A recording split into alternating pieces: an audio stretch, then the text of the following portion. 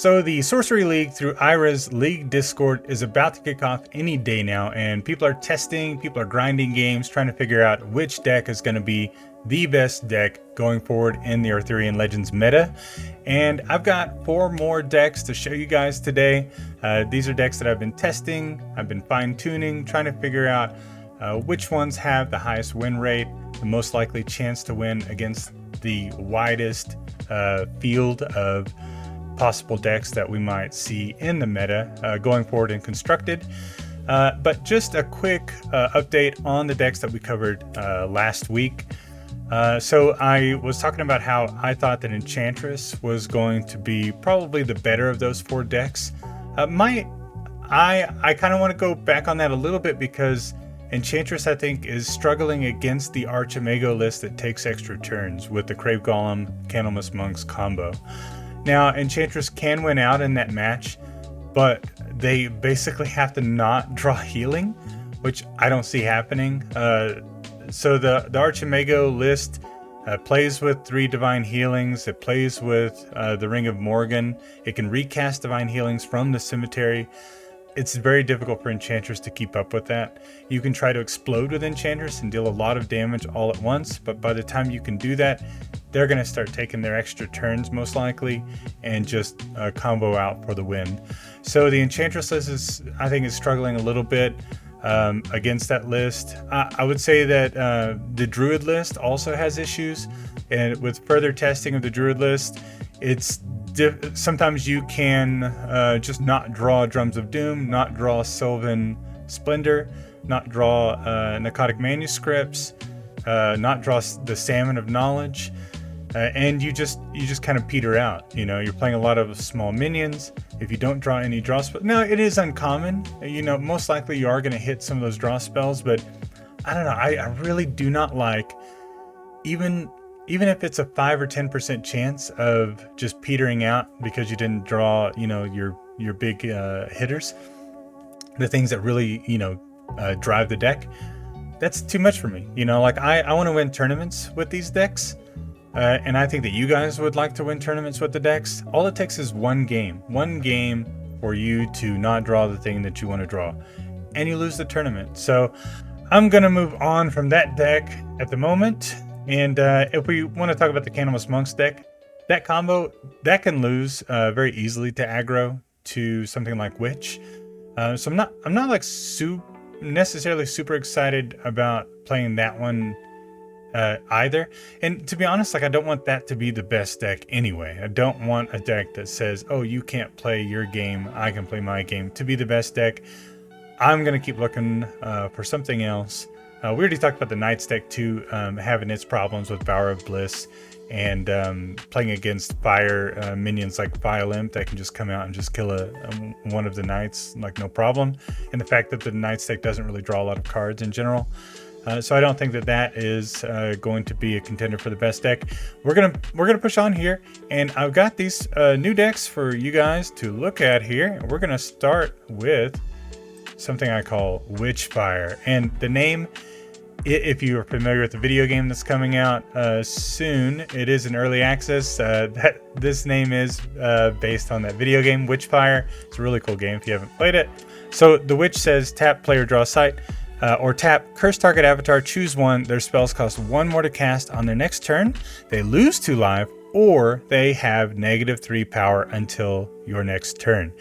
So I did talk about the Witch in prior videos. I'm not a massive fan of this card.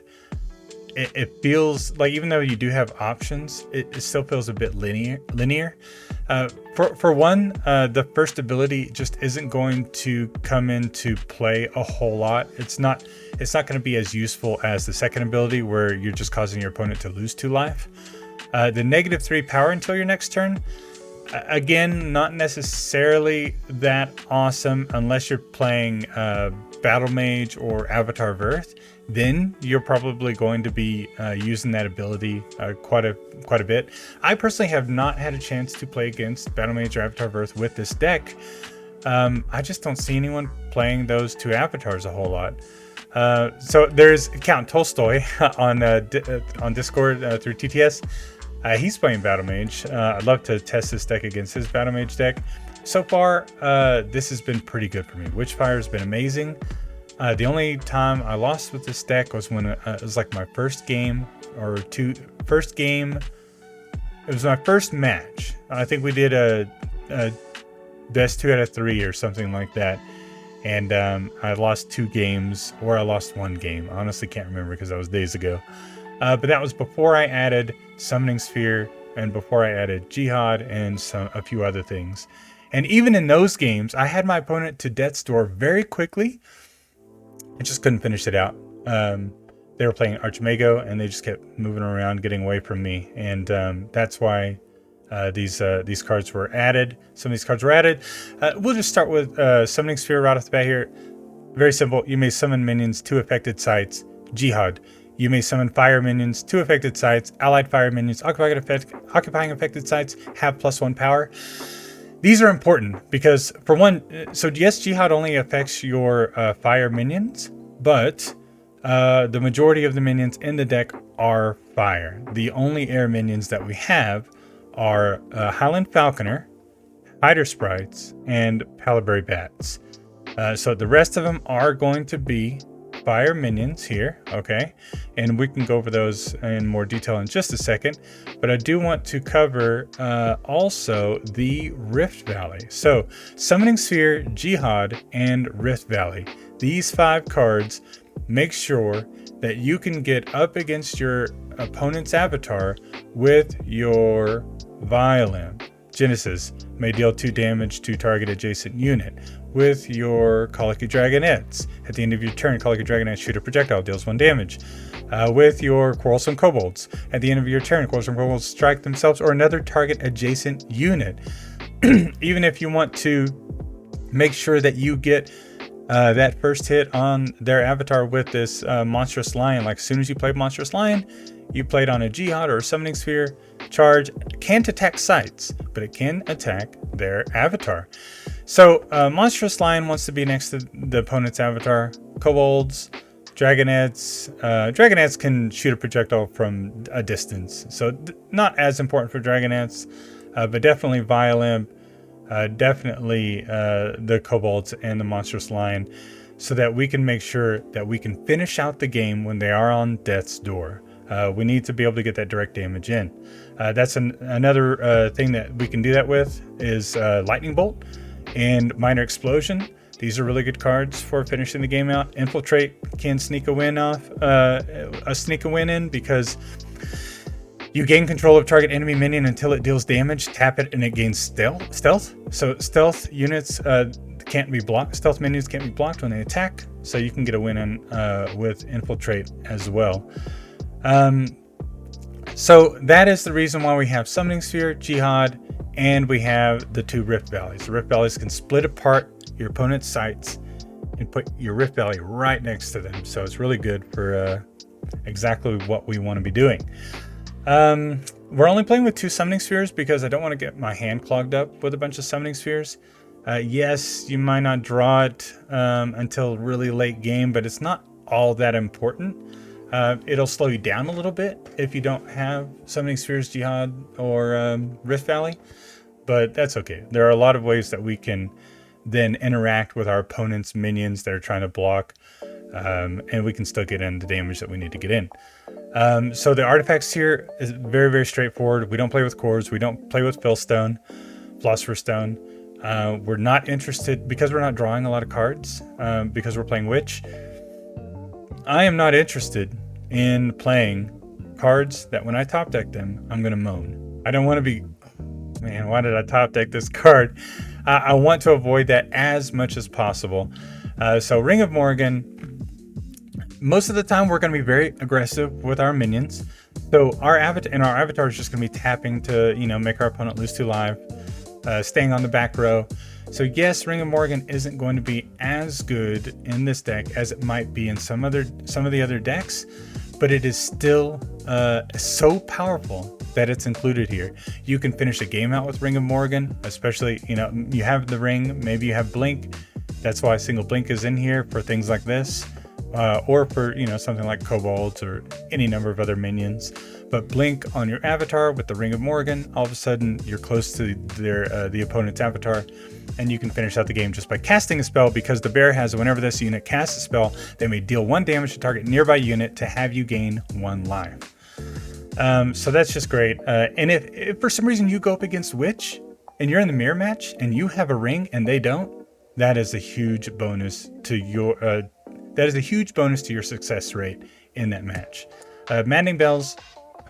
I went back and forth on Maddening Bells because I wasn't positive if I wanted to be top decking this in the game. It's just so powerful, it has to be included here, especially since we're playing with Summoning Sphere, Jihad, Rift Valley.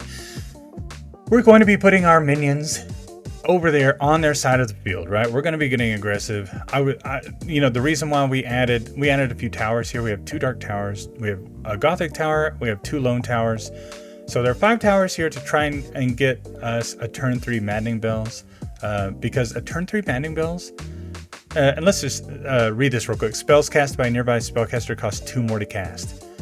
So a turn 3 Maddening Bells up against your opponent's avatar.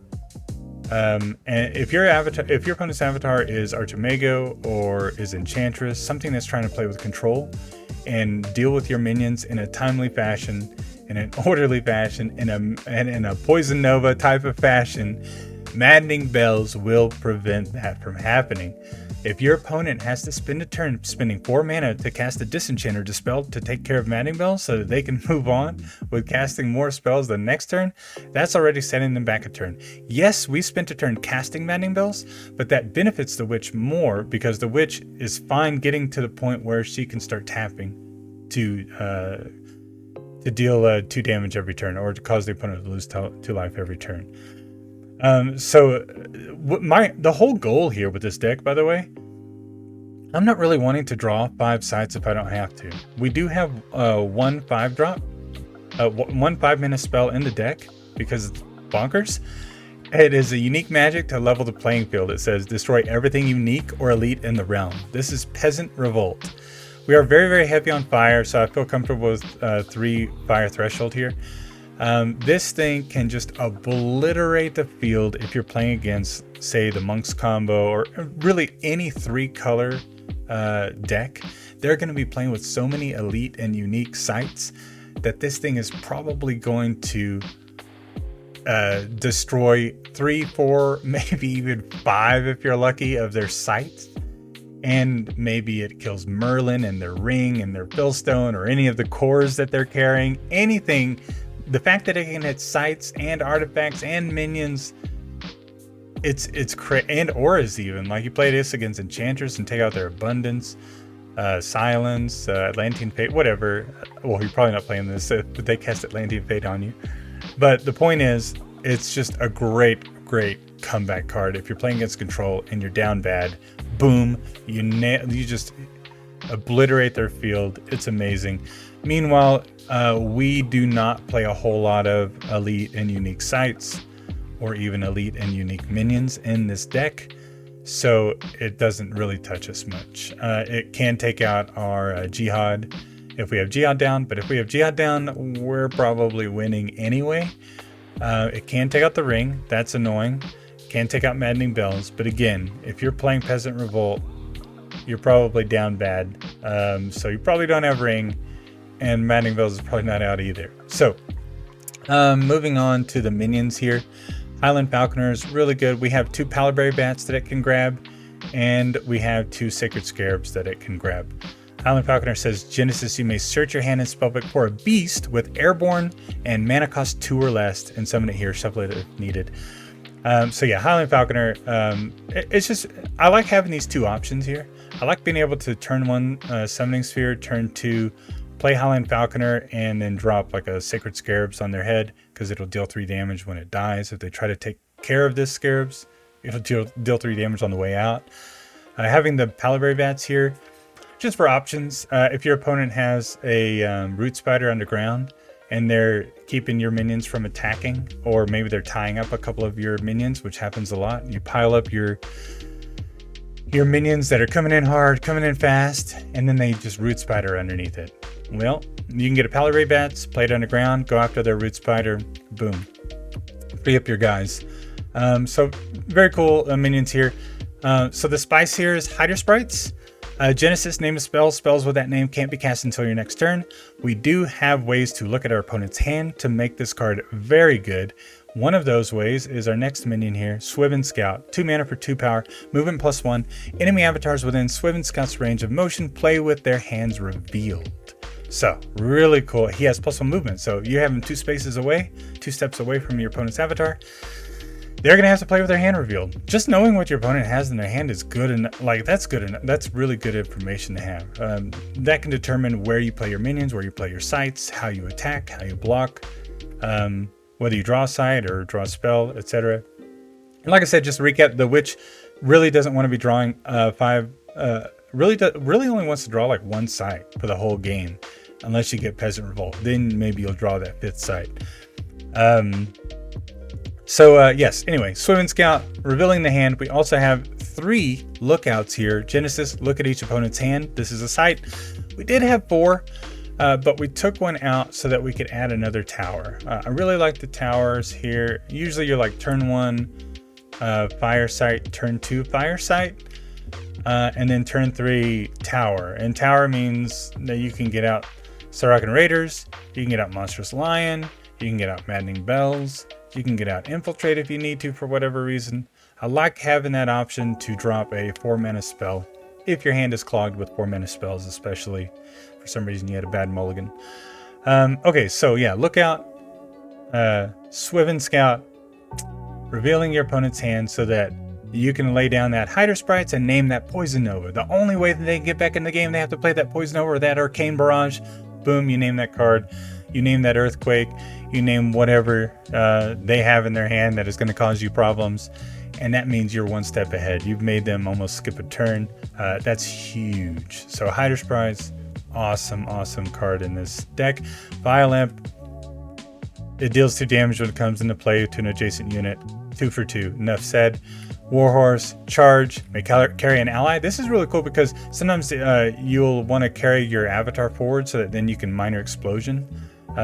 Because Minor Explosion is deal 3 damage to each unit at target location up to 2 steps away. So you want to be close. Maybe that's a time where you draw, like a 5th site, so you can play the site and then play Warhorse and then play your Minor Explosion for 3 mana to take out a group of minions or to finish your opponent on death's door. So that's pretty cool. I like that. Colicky Dragonettes is really good here. It's another way to finish the opponent on death's door. I like how a lot of these cards will just chip in like a little bit of extra damage, and then when you're combining them all, then now you can take out larger minions. Say your opponent has a 4 power minion and you want to play a Desert plus a Violamp, and you have a Colicky Dragonettes out, and now the Desert deals 1, Dragonettes deals 1, and the Violamp deals 2, and now that 4 power minion's gone. So I like Colicky Dragonettes. I think it's an auto include in a deck like this because it can do those things. And it could chip away, 1 damage at a time. The opponent has to worry about that. Every point of damage counts. Especially if your opponent doesn't have healing, then that's going to win you the game. Actually, not especially if they have it, whether they have healing or not. Like if they have healing, if they have Angel's Egg and it's gaining them 1 life every turn, Colicky Dragonettes can help mitigate that life gain. So really good card. Morgana Le Fay, it gets you 3 extra cards and it has stealth. You can use this to actually finish an opponent off too because it can attack and not be blocked. That's just common sense. You wanna leave that in the deck. You want to play Morgana. Quarrelsome Kobolds. We already went over Quarrelsome Kobolds. Cards like this, like I said, that deal damage without having to attack are very important in a deck full of these kind of low power minions. If you end up playing against something like Earth Air and they have Pudge Butchers and Phalanxes and Unicorns and all that, you are going to have to get creative with your spells, combine them to deal enough damage to take out these minions. You're not always going to have an Infiltrate in your hand, and we don't want to be playing with more of those we don't want to be really playing with disintegrates and infiltrates too much because it just slows the deck down. Witch wants a deck that goes fast so that you can get to that part in the game where you're dealing 2 damage every turn. You want to get them on, you want them to be at 10 life already, and then you're hitting them for 2 every turn to finish out the game. Moving on to red cap Poweries. Charge 3 for 3. Awesome. They do have to attack every turn, but you want to attack with these guys every turn anyway. And again, like, this is another way, like, if you have to attack and they have a big 5 power blocker, you attack into it, then you play kobolds, deal 2 damage at the end. So now that 5 power blocker is dead. Monstrous Lion, it does suck that it doesn't attack sites, but we do have Summoning Spheres and Jihads and Rift Valleys, so we can attack their avatar very often. And even if you're just playing it to kill like an opposing red cap Poweries, it's really cool, really good. Sorokin Raiders, being able to play them on a site that is unprotected on your enemy's back row, that's why they're here. That's why we're playing them. That's what makes them good. We want to cheat in damage whenever possible. We talked about Blink, Disenchant. So this is a new addition, a single Disenchant. There's just so many good artifacts now, so many good auras. We have Ring of Morrigan out there, we have drums. Disenchant is important, you have to have it. Every deck should be trying to run ways to deal with artifacts. And auras if you can, but at least artifacts. A few lightning bolts to help us finish the game out, to take out maybe a phase assassin on the other side. A couple minor explosions to help us finish the game out, or wipe out a group of minions in a druid deck that are sitting on a hamlet after drawing them a bunch of cards with the Sylvan Splendor down. Minor explosions is a really good card here. Might even go from 3 bolts to 3 minor explosions, and then do 2 lightning bolts. I'm not sure about that though, because I really like to sit at 4 mana. So the 2-drops, I like having as many 2-drops, 2 mana spells as I can get, so I can do 2 spells per turn if I need to. Infiltrate, a 1-of here. Again, like, this is another card that you can go to 2, but with decks like Archimago out and Enchantress that just do not care about Infiltrate at all, I mean, you can remove an aura with Infiltrate depending on the state of the game if you're playing against Enchantress, but it's just not always useful. It's another 4 mana spell that could gum up your hand, but it's variable, depending on the meta. 2, 1. Another reason why I don't like Infiltrate always is because if you're playing against Earth Air, they have ways to deal with this. Even like Fire Earth. If they play with Root Spider, which I think Root Spider is really good in the meta right now, then they just played Root Spider underneath the minion that you just infiltrated, and now they get it back because it takes stealth away. So gain control of target enemy minion until it deals damage, tap it, it gains stealth. This has been errated so that as soon as it loses stealth, it goes back to the opponent's control. So that's why as soon as they play Root Spider or they play Silence, they get it back. Or they play Scent Hounds, the common sense for Scent Hounds. So that's why only 1. Talk about Peasant Revolt. Go over the sites real quick. Cursed Land is a new addition. Since we're really only playing 4 sites in the game, I'm only usually drawing 1 site. By the way, so one of the reasons why I focus heavily on fire here and only a little bit of air and no double air spells is because I want to open hand, and when I look at my sites, I want to mulligan to make sure that I have 2 fire and 1 air.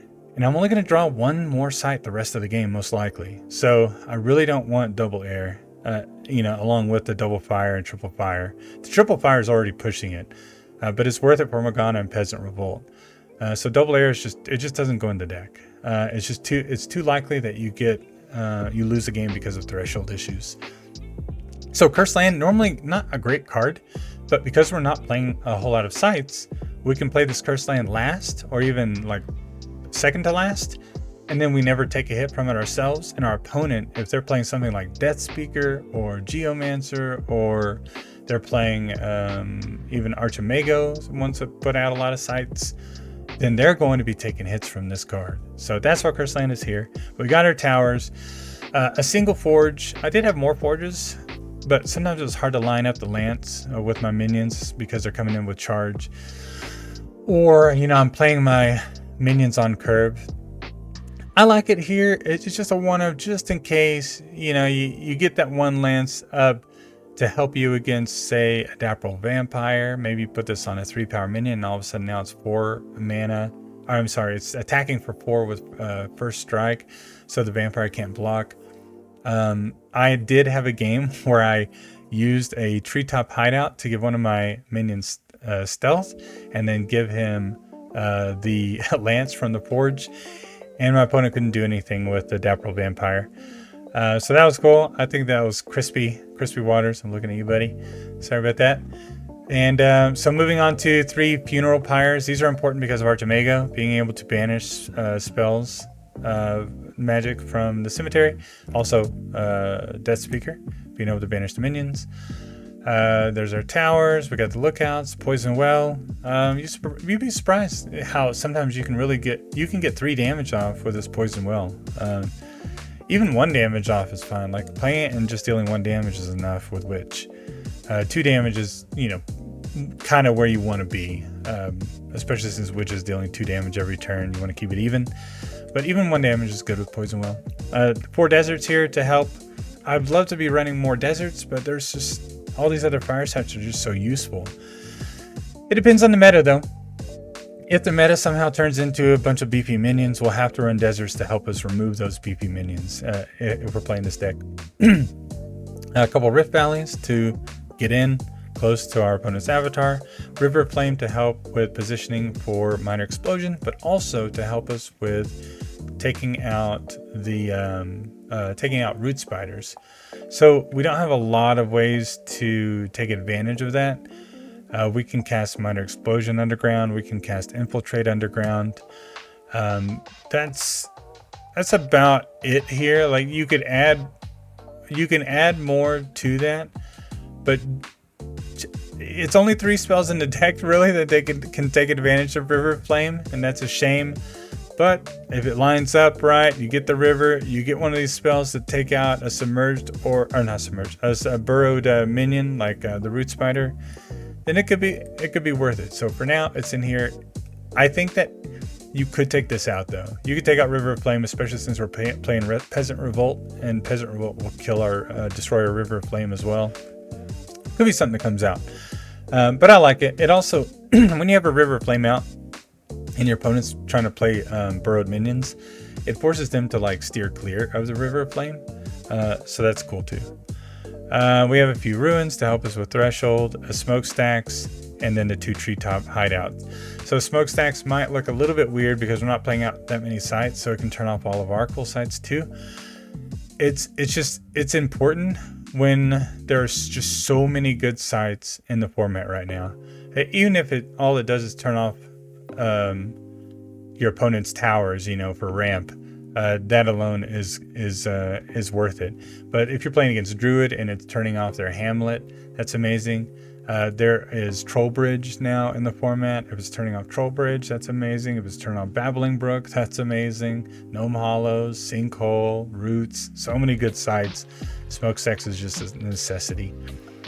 Treetop Hideout, I would love to play more of these. Being able to give your minions stealth and then attack and your opponent can't block, that's amazing, because you really just want to be dealing damage every single turn to the opponent. So giving a minion stealth to attack in, that's why Treetop Hideout is here, and it's worth it. It can also give stealth so that you can finish an opponent on death's door, attacking their avatar unblockable. All right, that's Witchfire. I think this is a really good deck. Like I said, I haven't lost since I updated it to include Geode Summoning Sphere and all that. So yeah, this is a good one. I recommend playing this deck right now, testing it, tweaking it to your personal playstyle. All right, moving on to an Enchantress deck here. Enchanted Spirits. I did run Spirits Enchantress before Arthurian Legends came out. It was pretty good, but not terribly consistent. That's kind of the same story here. Not terribly consistent, but still pretty good. I like playing it. I think it's fun. If you're not familiar with Enchantress, you can animate auras whenever you cast any spell with Enchantress. Before the spell resolves, you animate an aura, and then your spell resolves. We get to play with Evil Presence here, and Even if we don't have spirits, we can still animate Evil Presence and attack in with Evil Presence. We do have a couple of Torchmark trinkets here. Bear has +1 power at the end of your turn. Return this to its owner's hand.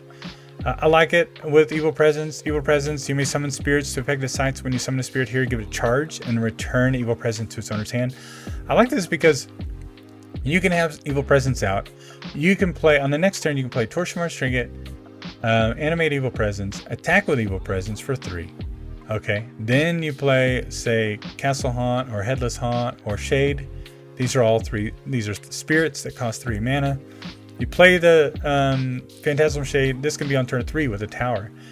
When you play it, Evil Presence gets returned to your hand, which means that the Torchmark Trinket drops on the ground. So you want to play Torchmark Trinket where you want it to drop, and so then you play your spirit where it's going to drop. Evil Presence bounces to hand. Your spirit then picks up the Torchmark Trinket, and now your spirit's attacking in for 5. Because these spirits are all 4-power spirits. Headless Haunt, Shade, Castle Haunt. So yeah, that's really cool. I like that interaction. It's fun. Silence. Silence is really good in the deck for a number of reasons. Silence turns off the abilities of Castle Haunt, Headless Haunt, and Phantasmal Shade. All 3 of these have negative abilities. This one may be cast to any elite or unique site, dies if it leaves its summoning site. If you have a silence on it, now you can actually leave the summoning site with Castle Haunt and you don't die. Even if the silence goes away, you've already left the site. You've already left the summoning site, so you can't actually trigger that anymore. So now you're free to attack and treat it as a normal minion. Now I need to check on this ruling. I think I heard that there might have been a ruling that says now you can't leave the site that you're on, but I don't think that I don't think so, because it says dies if it leaves its summoning site. Because you'll never actually leave the summoning site anymore, it should just be completely free to roam the land. Headless Haunt also has the drawback where it bounces around the realm every turn. Silence can keep that from happening. Silence can keep your shade from being destroyed by being struck. So really cool interaction between Silence, Evil Presence, Torchmark Trinket with the spirits. I love it. Black Plague is here. Excellent removal that can take out even a root spider underground or a submerged minion underwater. This is just obvious. At the end of your turn, the weakest minion occupying affected sites dies. If tied, choose 1 to spell if none die. You can cast this to remove a 5-power minion. The 5-power minion is the only thing in the path of the Black Plague. So really cool. And then you can animate it the next turn and attack. So I love it. Thunderstorms here, Abundance, Atlantean Fate. Just a classic little suite. The Air Water Aura suite. Then we have Kythera Mechanism. So Kythera Mechanism is here because we are playing with Headless Haunt. Bear's controller determines all random outcomes. This is going to help us with Headless Haunt. And it's going to help us with, oh man, what was it? We had 13 Treasures of Britain in here, but we took it out. It was really cool with the Kythera Mechanism, but we did take it out because I think I'd rather just play with Grandmaster Wizards instead of the Treasures. We had Narcotic Manuscript in with Plague of Frogs as well. This is just going to be more reliable and get us 3 more cards right then and there. No fuss. And so Kythera Mechanism is good with Headless Haunt because Headless Haunt wants to bounce around the realm. We can control that. It's also good with Thunderstorm. Now we can animate Thunderstorm even if it's over our avatar or over some of our other minions. And then we choose where the strikes occur. And then also we can control where the lightning bolts will land. We can't control Chaos Twister, unfortunately. But being able to have the Kythera Mechanism, your opponent's on Death's Door, play Kythera Mechanism, then play Lightning Bolt, and make sure that they die. That's really that alone is really good, along with the Thunderstorm. So I like that interaction because it always stinks when you animate Thunderstorm and it has a possibility of striking itself. Ring of Morgan is here. As always, it's a busted card. Everyone should have this card by now. If you don't, you're too late. It's expensive. It's it's over $100 now. Couple Torchmar's trinkets. I like this even without the interaction with the evil presence. Being able to play it on a 4-power minion and take out a 5-power minion is really cool. It also works really well with the Ring of Morgan. You're casting, an extra spell every turn to deal 1 damage and gain 1 life. And it's something that can help you animate multiple auras in the same turn. And so we didn't really go over these auras, but you should be familiar with these by now. Atlantean Fade is just a killer. It submerges everything on non-ordinary sites and then turns off all the threshold from those sites and the abilities on those sites. Abundance is here to give us extra mana. We do have Grandmaster Wizards for the payoff there on that extra mana, and we have Arcane Barrage for a payoff with that extra mana. So I like Abundance in the deck, and we went over those. Thunderstorm and Black Plague. Grim Reaper is here. It is a spirit. We can play Evil Presence, play Grim Reaper, and then move in with Charge, because Evil Presence does give every spirit charge.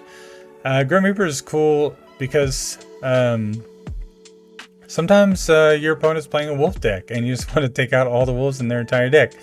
Sometimes your opponent is playing really annoying minions that are all 5 power. If you're playing against Earth Air and you want to take those out, Grim Reaper will handle that for you. Grim Reaper will handle the Grandmaster Wizards if you're playing against Death Speaker. You don't want the Death Speaker to be continually playing Grandmaster Wizards. It's just a good card. It's very relevant in the meta right now. If you can play Grim Reaper, play Grim Reaper. I don't actually have grapple shots in here to grapple in and strike with the Reaper. I don't need to. I'm fine not having the grapple shots. You can add grapple shots into this deck, but I just don't have room. You can see there's a lot of 1-ofs in my Magic here. I have Arcane Barrage here. The blinks are absolutely necessary. Blinks are important for repositioning your avatar if your opponent's playing something like Pudge Butcher, but it's also important for repositioning your Headless Haunts if you don't have Cthulhu Mechanism. If Headless Haunt spawns over in the void somewhere where you can't attack with him, you can blink him to another void location nearby and then attack your opponent's site. So I love the blinks in this deck. They're very important. And it's important not to waste them. Don't just use it to blink in place. Try to save them if you can, because of the way their interaction with the Headless Haunt. And also just reposition your avatar if you have Ring of Morgan. That's also good. We do have Highland Princess to help us get any of the 4 relics over there that we're playing, because she can fetch a 1 mana relic. Castle Haunt, Headless Haunt, Phantasmal Shade, all of our spirits there. Gyre Hippogriffs. This is just for that extra damage with the charge. I like how Gyre, we're not drawing a ton of spells in the deck, but Gyre Hippogriffs can come in with charge and take out, say, a Warhorse. Maybe you're playing against the Witch deck and you're trying to stabilize. The Hippogriffs coming out, killing a Warhorse, and then being able to untap and then go on to kill, say, a Powries the next turn. Very, very important. I like the Hippogriffs a lot. Ruler of Thule, that does the same thing, but also it helps us with trying to finish out the game as quickly as possible. When we're playing auras, if we have auras on, say, our opponent's back row, now Ruler of Thule is going to be buffing those auras an extra power. Ruler of Thule is really good with Plague of Frogs as well, and Torchmar's Trinket is good with Plague of Frogs. Fun little trick with Torchmar's Trinket and Plague of Frogs: you can't drop an artifact after you've attacked. But if you're attacking their avatar with a frog, that's 1 power that's holding the trinket, it's going to attack and it's going to take 1 damage back and die. So then, with all your other frogs that should be there at that location, to pull this off, you just pick the trinket up with the next frog and attack and die, and then it drops the trinket. You pick it up with the next frog, attack, and die.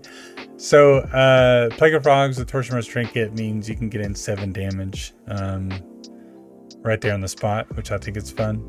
You can also get in 7 damage with the Ruler of Thule. So, Plague of Frogs is really cool. I wouldn't take that. I won a game actually just the other day with this. I had Plague of Frogs and Ruler of Thule and a Trinket. So yeah, it was brutal because I played ruler, attacked in with all the frogs and ruler, then they killed the ruler. Frogs were zero power, not a threat, right? Except I had a trinket, so then I attacked for another 7 the next turn, and it was just so beautiful. So then we have the Grandmaster Wizards for card draw. We have a single Nimbus Gen here. I did have 2 in here, but and this card early on is just not good. We don't need it to win. We don't need Nimbus Gen to win the match.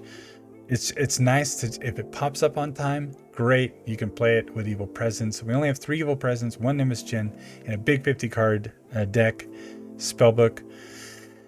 So I don't play with 2. We could draw into it, get lucky with it, and then have it on time, and it's amazing. But we do have Arcane Barrage in here. I mean, Arcane Barrage, like if you're spending 6 mana on Nimbus Gen, you can spend 6 mana on Arcane Barrage and deal 6 damage. That's pretty good. I like these in the deck. Browse is here to help fix our hand. Plague of Frogs, Blinks, Disenchant. You gotta have a Disenchant just when you need it. It'll pop up just when you need it. And 2 for 1 or 3 for 1 your opponent. It's too good against the Ring of Morrigan, Sylvan Splendor, Drums of Doom, Philosopher's Stone, any of the cores, etc., etc. So good. Lightning Bolts, a couple Lightning Bolts to help us finish out the game, to clear out some early minions. Magic Missiles to do the same. Polymorph is here in case our opponent has that big, water minion that we can't deal with. That'll deal with it. Feast for Crows. This one, I could take it or leave it in this deck. I think it's just so powerful. We aren't playing with ways. Well, we do have 1 lookout in our Atlas, but other than that, we aren't playing with ways to see what our opponent's playing, what our opponent has in their hand. So basically, this is going to be a play where you're not really going to play this on turn 3, right, or turn 2. You're going to want to see what your opponent's playing first and then play Feast for Crows, knowing what they have in their spellbook. If you're playing against something like Death Speaker, it's really good to name Grandmaster Wizard so that they can't build up their hand for the Nimbus Gen combo. You can name Nimbus Gen too, but Grandmaster Wizard is just usually the better name against Death Speaker. If you're playing against Druid, you can name Drums of Doom. And I would name Drums of Doom, not Sylvan Splendor. Name Drums of Doom. Now in this deck, actually, to be honest, we are dealing a lot of direct damage. We don't have to get in with our minions. But Drums of Doom is just so good, especially if we're trying to play Evil Presence and drop a minion on top of our opponent's head. Naming Drums of Doom could be the way to go here. So Drums of Doom or Sylvan Presence, depending on the situation. But yeah. This is just going to be good in a lot of matchups, even against Archimago, who's going to be wanting to play Candlemas Monks or Crave Golems. If you know they're playing the combo, you can name one of the pieces for the combo, and then they can't take extra turns against you. So it's good against a lot of decks. Chaos Twister, another way to deal with a big giant minion, or 2. Maybe your opponent has 2 5-power minions out. You pick one, twister it onto the other. This is better IRL. IRL, like, you can be a little bit more accurate. I mean, if you practice it. I have this technique where I stick my finger straight, and I lower my index finger, raise my pinky to hold the card, cock it at an angle, and then I blow it so it slides off, and I make sure that the card is shaped like some. How cards are always bowed a little bit, so you never want to use Chaos Twister and blow the card like a parachute. So basically, whatever card you're going to use, every card is bowed a little bit. So you look down, you make sure like you see how it's bowed, and then you put it on your hand so that it's bowed like a bowl. So that when it falls like a feather and it doesn't flip around or fly off. Because if you put it on your hand and it's like this, sorry, I'm trying to catch this with the camera, and it's like this, it's like a hat or whatever, or like a bowl flipped over. Then when you blow on it, it's like a parachute, and it catches that air, and it'll go further or over where you don't want it to go. So you want it to be bowed up, so that's like a feather, and it slides off and falls straight down without going in other directions. Wow, that was a tangent for Chaos Twister, but now you know. Mesmerism. Gain control of target nearby minion.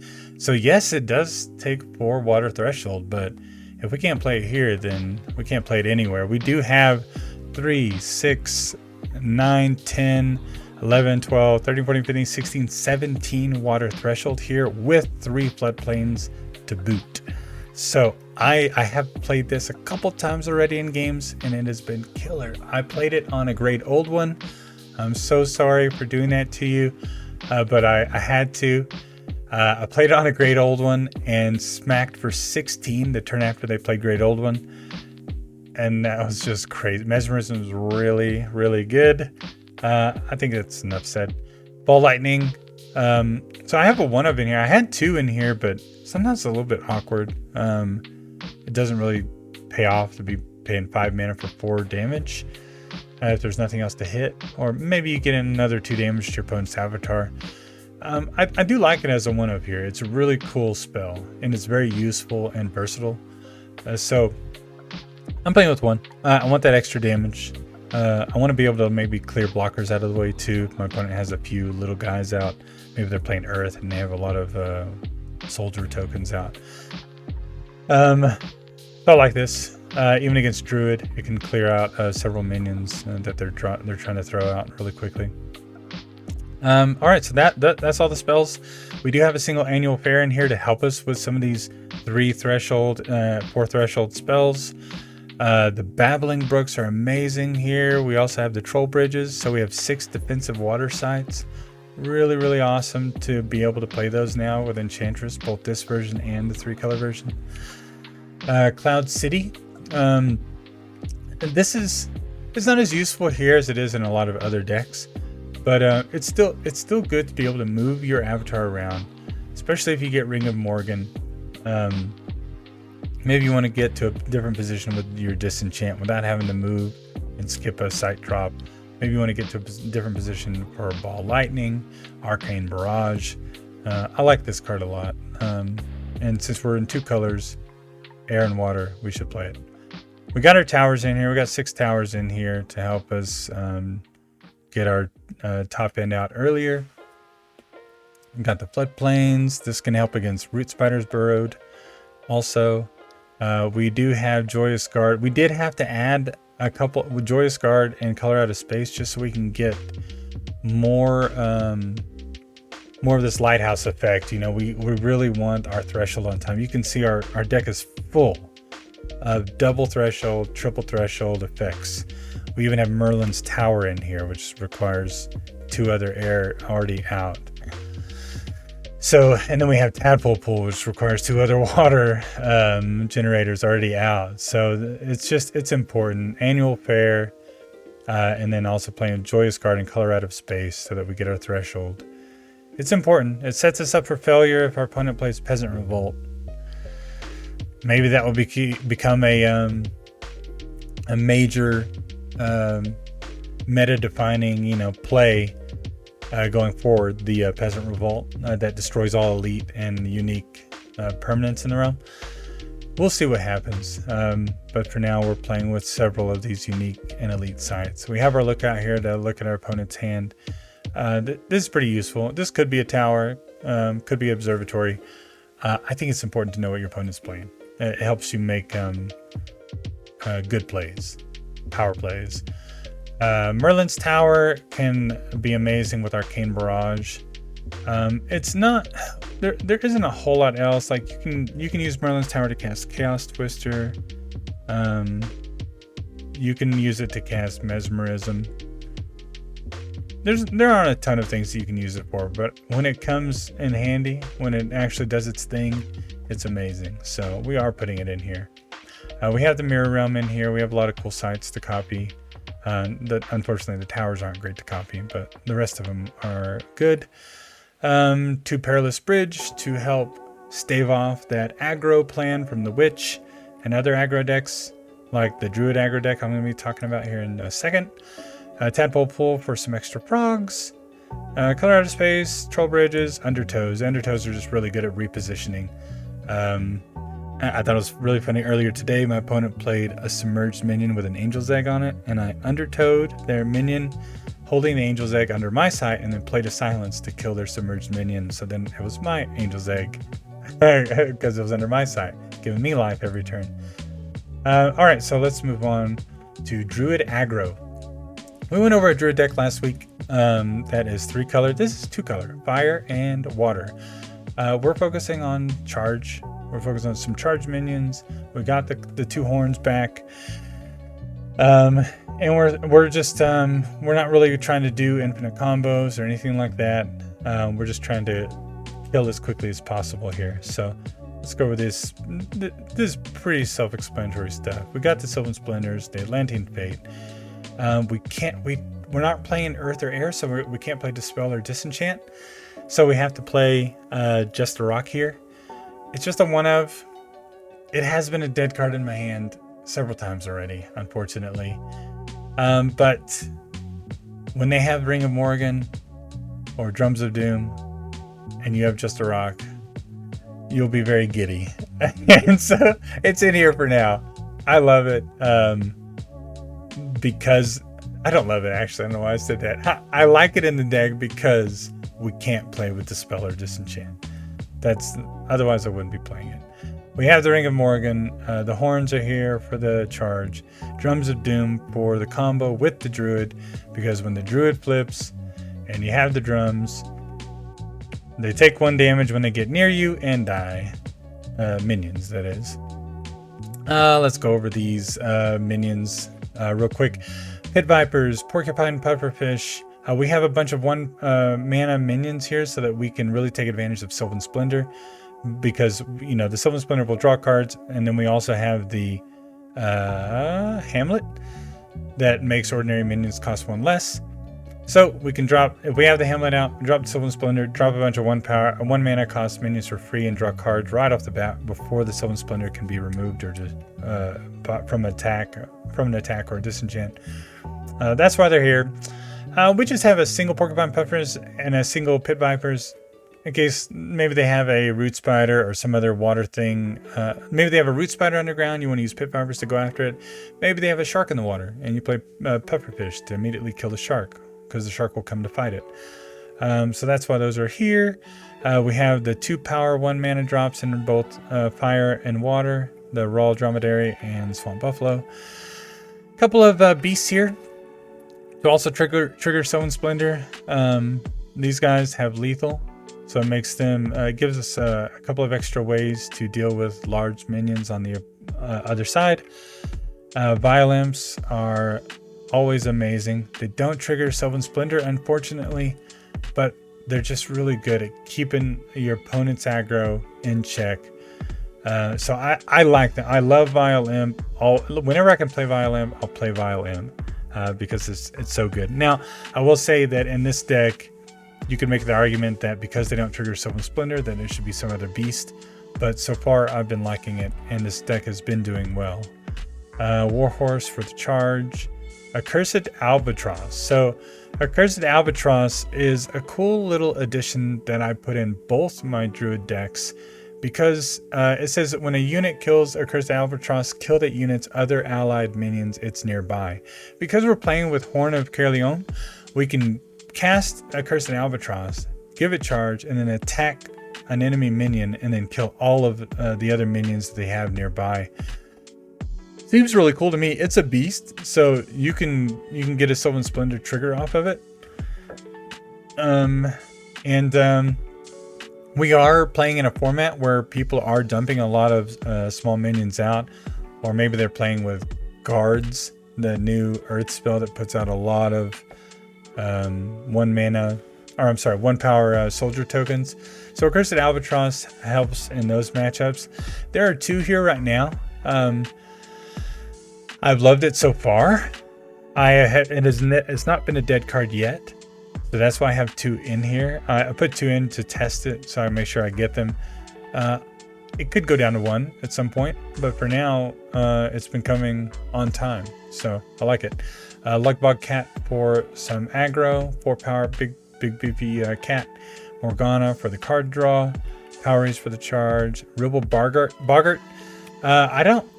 I took this. I don't play this in my other Druid deck, but here we're only playing with water and fire, And this guy can really do work. He can become a 3-power minion and attack for 6, or he can get lethal, ranged, or airborne. I like him here in this deck. This is more of an aggro deck that doesn't have to draw Sylvan Splendor or Drums of Doom to win. This thing is just trying to deal damage. And that's why Boudica is in here. I don't even know if I'm pronouncing that right. I should look that up. I say Boudica. Boudica. And so we play Boudica, and all of a sudden, like, all of our little 1-power minions are attacking for 3 extra power if they're unblocked. I think that's a win.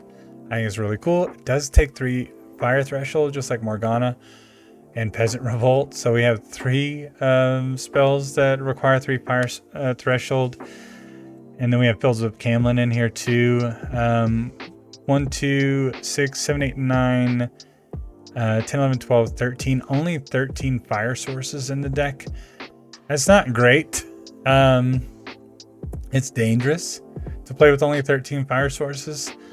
I should probably add more fire sources to this, and I would recommend you do so. I will probably do that after this video, because I did add Boudica and Morgana Le Fay just recently, and I love them so far.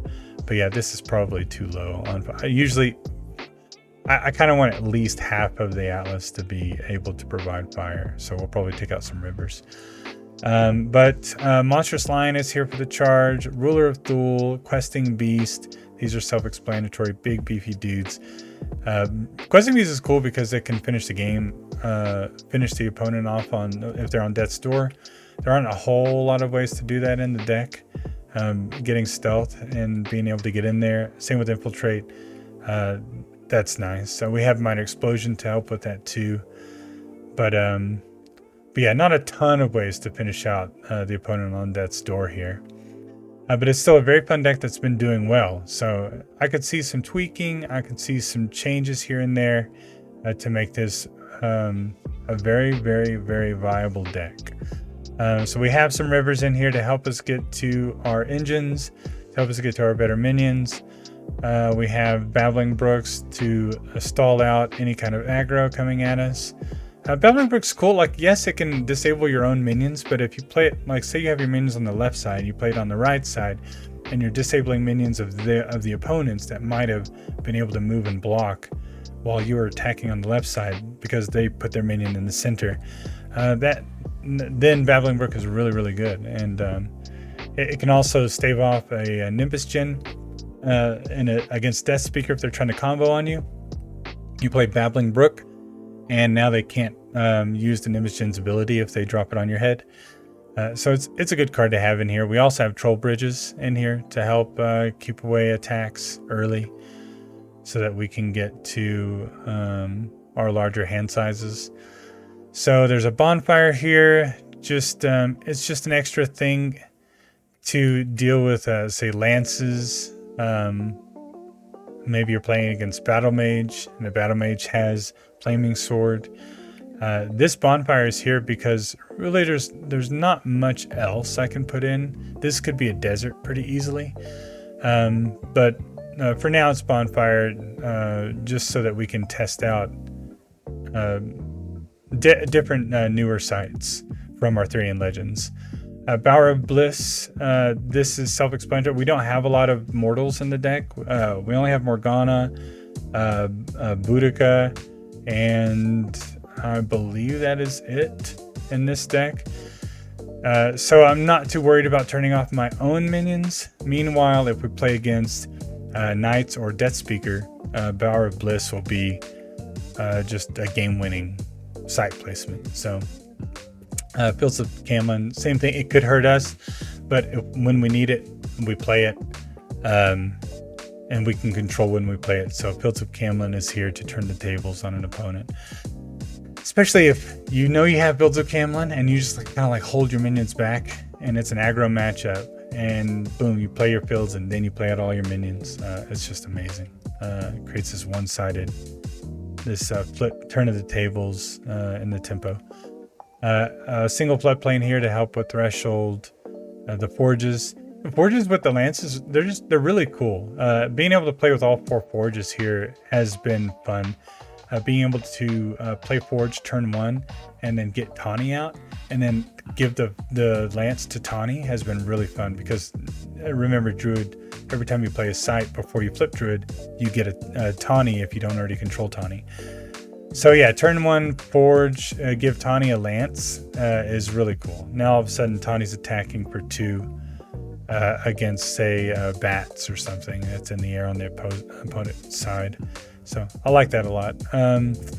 Funeral Pyre to help with Death Speaker and Archimago. Hamlets to help us get out our ordinary minions quickly. Oasis for Threshold. River of Flame. This is another, it's for Minor Explosion, mainly, and Infiltrate again, just so we can take care of a root spider that's underground if we need to. Then we have Tadpole Pool or some frogs. These can just be good blockers, mainly. That's the only reason this is here. It doesn't really do anything else for us. We do have Ruler of Thule, so we can pump them if we need to. But that's why it's there mainly, for extra defense. And then the Troll Bridge and more rivers. So like I said, I think a couple of these rivers can come out for more fire. Moving on to Lady and the Pack. This is a fun deck. This is a wolf deck. I've never made a wolf deck before. I've never played a wolf deck. But shout out to Too Fluent. Too Fluent is the resident wolf deck player. So I wanted to make a wolf deck because we have Sylvan Splendor now. So we have this beast shell. We have we have Hamlet. We have cards that feel like they're here to support wolves. So why not try and play wolves? I've tested this deck and been pretty successful with it. Made some tweaks to make it more reliable, more consistent. But it is, for the most part, pretty self-explanatory. We have the Crusade to beef them up. We have Sylvan Splendor to draw cards, especially if we have Hamlet out, which makes our ordinary spells minions cost 1 less. Wolves are only going to cost 1 now. This means, like, if I have Hamlet out, it means that I can hold wolves in my hand, wait till I have 4 mana, and then dump them all at once. So I can play Hamlet on turn 2 even, and then play a tower on, not a tower. I'm sorry. I'm not playing towers in this deck backup. So having the Hamlet out on turn 4 and then being able to drop 4 wolves for 1 mana each, and now all of a sudden you have 4 power wolves out, ready to attack the following turn. Or if you have the Horn of Caerleon, giving them charge, I think it makes the wolves more valuable, I think. We do have Onyx Core and Aquamarine Core to help with Threshold, because we have double Threshold spells in the deck. And then Ring of Morgan, of course, is amazing with Sorcerer. Sorcerer is the go-to avatar for wolves, in my opinion. You want to have Sorcerer so you can be drawing wolves all the time. Now, we only have 31 Grey Wolves in this deck, and it's a 60-card spellbook. I don't know if you can see that. Yeah, you can. So this is a 60-card spellbook, because if our opponent plays Feast for Crows or Grim Reaper and takes out our entire stack of wolves, we want to have a playable deck after that's done. So that's why it's 60 right now. I wanted half the deck to be wolves, but I wanted to play all 3 of these Shield Maidens and all 3 of these Worry Wards. The reason being is we want to protect our wolves when we have them. Okay, so if we can get Shield Maidens or Tragedy Worry Ward, it's a big boon for us.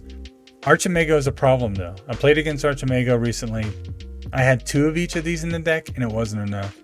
I had to go up to 3 because they'll play Infiltrate, they'll grab one, and then they'll play Infiltrate again from the cemetery, grab another one.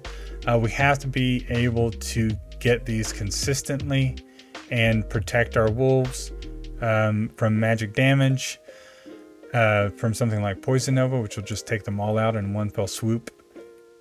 So that's why we're at 60 spells. It might feel weird, but we have to have these other cards here. We have to have a Scent Hound so that we can take back the minions that our opponent takes that our opponents take control of with something like Infiltrate. So I think Sin House is very important because of that. Because if we lose these guys and our opponent's playing a ton of Magic, then we just lose the game because we can't keep our wolves around. So the other thing in this deck is Lady Assault and Grain Sparrows. This is for the infinite combo. If you have a Hamlet out and you have the ring, so say your opponent Feast for Crows, takes out all your wolves, or they use a Grim Reaper to take out all your wolves, and all you're left with is the non-wolf spells. You're going to get to Ring of Morgan most likely very quickly.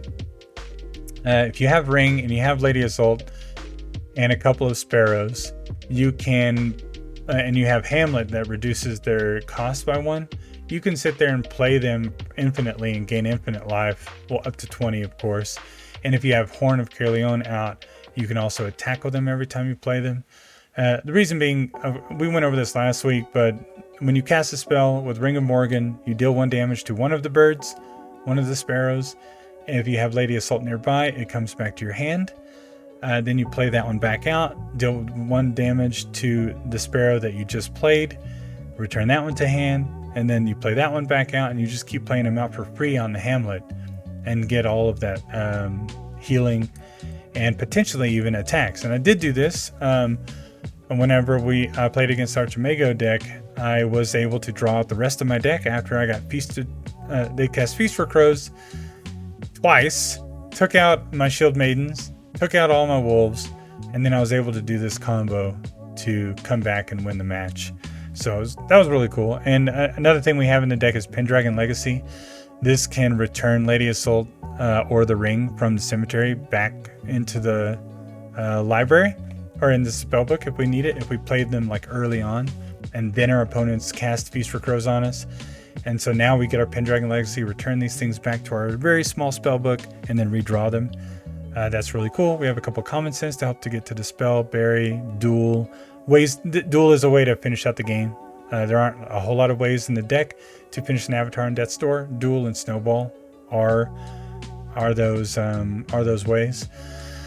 Ruler of Thule is another way we can sneak in and win. Really good with the wolves. So yeah, it's for the most part pretty self-explanatory. Horn with wolves is really good. Being able to just give all your wolves haste or charge. That's been fun. That's been amazing. And can win you games very easily. Going over our sites here, we have the aqueducts to help with Threshold. We have rivers to get us to the wolves if we need wolves, or get us to Lady Assault if we need a Lady Assault. The hamlets we talked about. Hunter's Lodge, another way to get rid of the stealth that is on our unit from an infiltrate so that we can get it back. I know, like, I have a lot of stuff in here for infiltrate, but it's just important. When you play against Archimago, they're probably playing infiltrate, and it's just difficult to come back from infiltrate when they take your worry wart. You play another worry wart, and they can just attack that worry wart with your worry wart. And there aren't a lot of ways for us to remove those minions. We're not playing earthquakes, and we're playing water anyway. So if they still steal a worry wart, and then they're just putting them on water, it's just not easy to handle that situation. So I didn't like being helpless when it happened. So that's why I beefed up the ways to counter it. Pond is really cool. Like, Pond lets us, even though we're not playing towers, Pond lets us play a wolf on turn 1. So we can get aggressive. Turn 1 wolf, turn 2 wolf, turn 3 wolf, maybe turn 3 2 wolves because we got another Pond, or maybe we have Hamlet. So even though we're not playing air, we are able to dump wolves out a little more quickly because of Pond. Spring River, and remember, Pond takes away the threshold requirement too. So, and then reduces the mana cost by 1. Then we have some more rivers. We have the troll bridges. If we need to try and build up our wolves on the back row, we put the troll bridge forward to buy some time. Varmint Warrens protects our wolves from being targeted, and then the Wormlow Tump, so that our opponent cannot banish minions that we need to stay in the cemetery, like the Lady Assault. Yeah, that's pretty much it. We have Pillar of Xyros in here, so sometimes we want to be able to banish our own minions for life gain. So Wormlow Tump keeps our opponents from playing their Pillar of Zyros and getting life off of our like massive stack of wolves in the cemetery. So that's about it. That wraps it up for the 4 new decks that I wanted to go over here. What'd you guys think about those new decks? I've been having a lot of fun with them. I've been successful with all of them, but I would say that Witchfire is probably the one that I'm thinking is going to be most competitive, because it can get under Archimago, it can get under Enchantress, and it can get under Battle Mage. I have not tested it against Avatar of Earth yet. I'd love to do that. It has a lot of direct damage though, so I'm not too worried. Unless they're drawing a bunch of healing, then it becomes a little bit more problematic. But the Witch has a way of correcting that situation by dealing 2 damage every turn. So and also we have Hydra Sprites to name healing spells that our opponent might want to play to save them. So that's another reason why Hydra Sprites is really good in the deck. So I'm most excited about Witchfire going forward. We'll continue to test it, continue to push it forward. It might be the best deck. We don't know. I did want to say before we close this out, thank you so much to everyone who have been sending me messages about how the draft video or the sealed video and the limited breakdown video, how those videos have been helping you in your limited events. I've had several people message me, more than several people message me, saying that they won their limited event by using some of the advice that I shared, or technical analysis that I shared in those videos. So that makes me feel all warm and fuzzy inside, and it means a lot. So appreciate that very much. Thank you guys very much, and I will see you on the next video. Actually, I will catch you in the realm coming soon in the TTS League. So see ya.